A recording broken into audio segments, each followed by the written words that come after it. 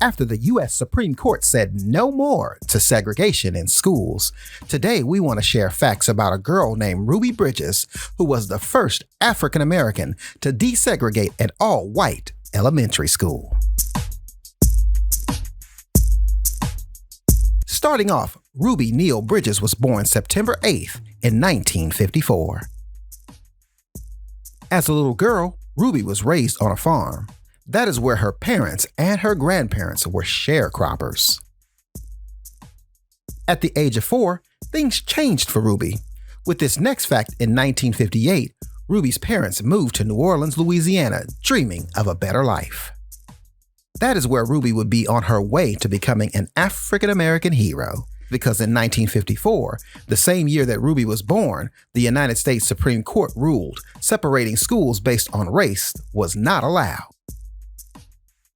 Sadly, there were some who did not want black and white children to go to school together. That is where they created testing for black children that was required before attending school with white children. Now, even though these tests were meant to keep black children out, Ruby passed the test, allowing her to attend an all-white elementary school. This led to anger and racism on full display. On Ruby's first day, there was an angry mob yelling and throwing objects to try and scare Ruby away. That is where, knowing it would be trouble, Ruby and her mother were escorted by federal marshals to school, where she spent her entire first day in the principal's office.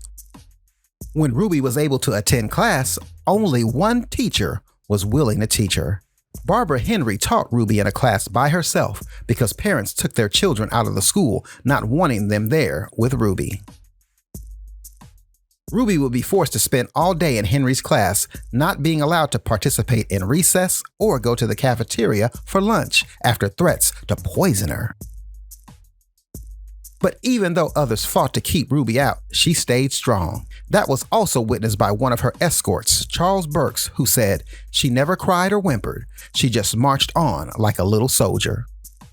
So as you can see there, although many were against the young black child receiving her education, with the support of her parents and more, Ruby helped to change history, and we thank her for her bravery. Well, I hope you enjoyed a few interesting facts from the biography of Ruby Bridges, and we will see you next time on Fresberg Cartoon.